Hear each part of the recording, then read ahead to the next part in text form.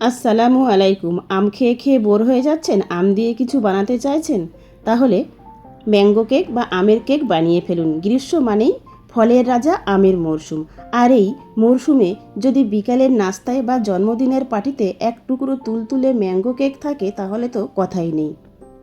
যারা কোনো দিনও কেক বানাননি তারাও আমার এই রেসিপিটি ফলো করে যদি বাড়িতে কেক বানান তাহলে আপনিও পারফেক্ট কেক খুব সহজেই বানিয়ে নিতে পারবেন।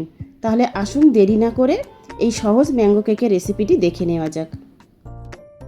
প্রথমেই শুরুতেই আমি দুটো হিমসাগর আম নিয়ে ছিলে রাফলি এইভাবে কেটে নিয়েছি।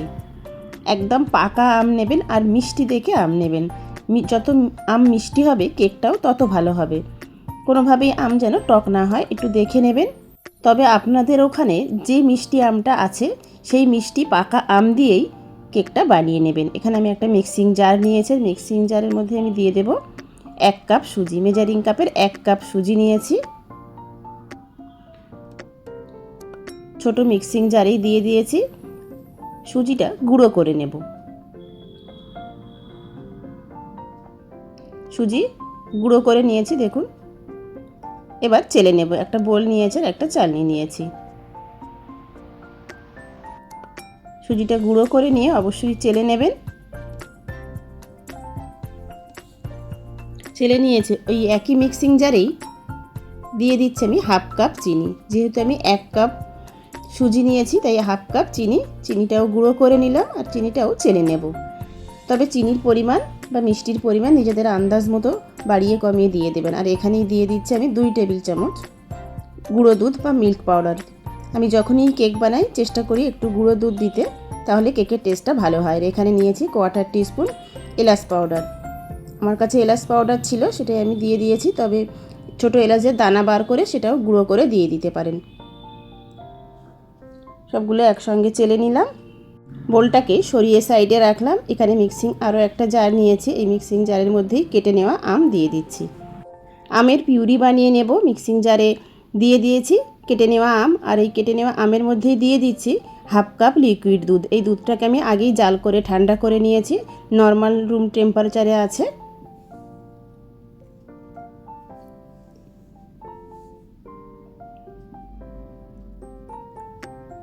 আম আর দুধ একসঙ্গে ব্লেন্ড করে নিয়েছি। এবার শুকনো উপকরণ যেটা চেলে রেখেছিলাম তার মধ্যেই আম আর দুধ সব দিয়ে দিলাম। এবার প্যাচুলারের সাহায্যে ভালোভাবে মিশিয়ে নেব। আম পিউরি বানিয়ে নেওয়ার সময় যদি অল্প অল্প আমের গুলটি থাকে তাতেও কিন্তু অসুবিধা নেই। থাকলে কেক যখন খাবেন মুখে পড়বে আম, খেতে কিন্তু ভালোই লাগবে। আমার কেক ব্যাটারটাকে ঢাকা দিয়ে 1 ঘন্টার জন্য রাখলাম। আর এখানে কিছু ড্রাই ফ্রুটস নিয়েছি 4 টেবিল চামচ কাজু বাদাম, 2 টেবিল চামচ টুটি ফুটি, 1 টেবিল চামচ কাঠবাদাম কুচি আর নিয়েছি 1 টেবিল চামচ চেরিও কুচিয়ে নিয়েছি। তবে নিজেদের আন্দাজ মতো, প্রয়োজন মতো, পছন্দ মতো ড্রাই ফ্রুটস বাড়িয়ে কমিয়ে নিয়ে নেবেন। আর এখানে আমি নিয়েছি প্রায় 2 টেবিল চামচ বাটার। এই স্টিলের বাটিতেই নিয়েছি। বাটারটাকে আমি মেল্ট করে নেব। আর এখানেই গ্যাসের চুলায় একটা পাত্র বসিয়ে দিয়েছি। পাত্রের মধ্যে আমি 1 বাটি লবণ দিয়ে একটা খাওয়া রাখা স্ট্যান্ড বসিয়ে দিয়েছি। এবার গ্যাসের ফ্লেম জ্বালিয়ে দিয়ে লো ফ্লেমে ঢাকা দিয়ে প্রিহিট হতে দেব। 10 মিনিটের জন্য প্রিহিট হতে থাক।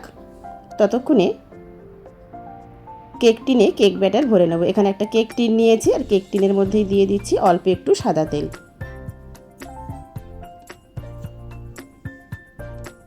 ব্রাশের সাহায্যে ভালোভাবে লাগিয়ে নিচ্ছি।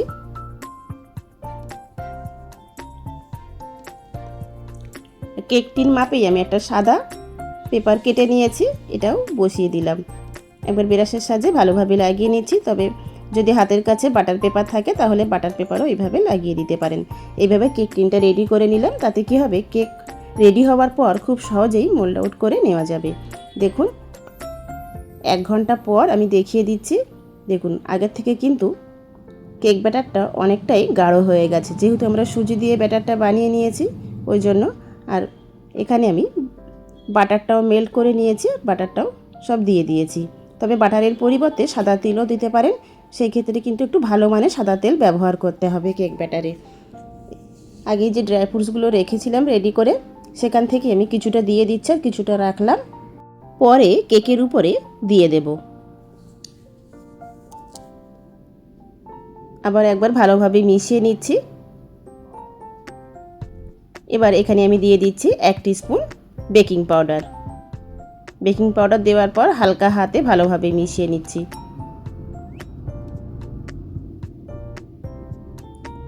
খুব ভালোভাবে মিশিয়ে নিয়েছি। দেখুন ব্যাটারটা ঠিক এই রকম হবে। কেক ব্যাটার খুব বেশি পাতলা করতে যাবে না, আমি ঠিক যেমন বানিয়েছি চেষ্টা করবেন এই রকমই কেক ব্যাটারটা বানিয়ে নিতে। এবার কেক টিনের মধ্যে নিয়ে নিচ্ছি সমস্ত কেক ব্যাটার আর কয়েকবার এইভাবে ট্যাপ করে দিচ্ছি। যদি কোনো এয়ার বাবেল থাকে ভিতরে তাহলে সেটাও বেরিয়ে যাবে। এবার প্রিহিট করে রাখা পাত্রের মধ্যে খুব সাবধানে বসিয়ে দিলাম। লো ফ্লেমে কেক বেক হতে দেবো। একটা ঢাকনা বন্ধ করে দিলাম আর ঢাকনায় যে ছিদ্রটা ছিল সেটাও আমি কাগজ দিয়ে আটকে দিয়েছি যাতে ভিতরের কোনো গরম এয়ার বাইরে বেরোতে না পারে। তবে আমি মাঝে একবার ফিরে এসি 25 মিনিট পর, প্রায় 20 থেকে 25 মিনিট পর। দেখুন কেক পুরোপুরি ফুলে গেছে। এবার আমি বাকি ড্রাই ফ্রুটসগুলো সব উপর থেকে খুব তাড়াতাড়ি ছড়িয়ে দিচ্ছি, দিয়েই ঢাকা বন্ধ করে দিয়ে কেক বেক হতে দেব। ফিরে এসছি প্রায় 55 মিনিট পর। একটা কাঠের স্টিক দিয়ে একটু চেক করে নেব কেকটা পুরোপুরি রেডি হলো কিনা। হ্যাঁ, কেক এখানে আমাদের একদম পুরোপুরি রেডি হয়ে গেছে। উঠিয়ে নিলাম। এবার কেকের উপরটা যাতে ড্রাই না হয়ে যায় তার জন্য একটা টাওয়াল দিয়ে এইভাবে ঢাকা দিয়ে রাখলাম। পুরোপুরি কেক ঠান্ডা হয়ে এলে ফিরে এসছি। এবার কেক মোল্ড আউট করে নেব। দেখুন খুব সহজেই কিন্তু ছেড়ে আসলো, যেহেতু আমরা তেল দিয়ে আর পেপার দিয়ে একদম কেক টিনটাকে সুন্দরভাবে রেডি করে নিয়েছিলাম, তাই খুব সহজেই কেক টিন থেকে ছেড়ে এসে। এবার পেপারটাকে উঠিয়ে ফেলে দিলাম। দেখুন কেকের এটাও কত সুন্দর হয়েছে, একদম পুড়েও যায়নি আর স্পঞ্জি হয়েছে। আমি একটা ছুরির সাহায্যে কেটে দেখিয়ে দিচ্ছি। দেখুন দেখতে যেমন সুন্দর হয়েছে খেতেও কিন্তু দারুণ মজার।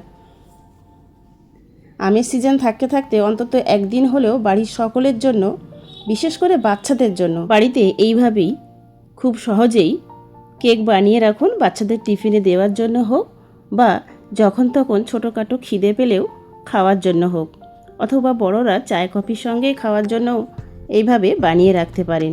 দেখুন আমি এক পিস কেটে দেখিয়ে দিচ্ছি। দেখুন কতটা নরম আর স্পঞ্জি হয়েছে, মুখে দিলেই মিলিয়ে যাবে। যেই খাবে সেই প্রশংসা করবে। আশা করছি এই ম্যাঙ্গো কেকের রেসিপিটি আপনাদের ভালো লেগেছে।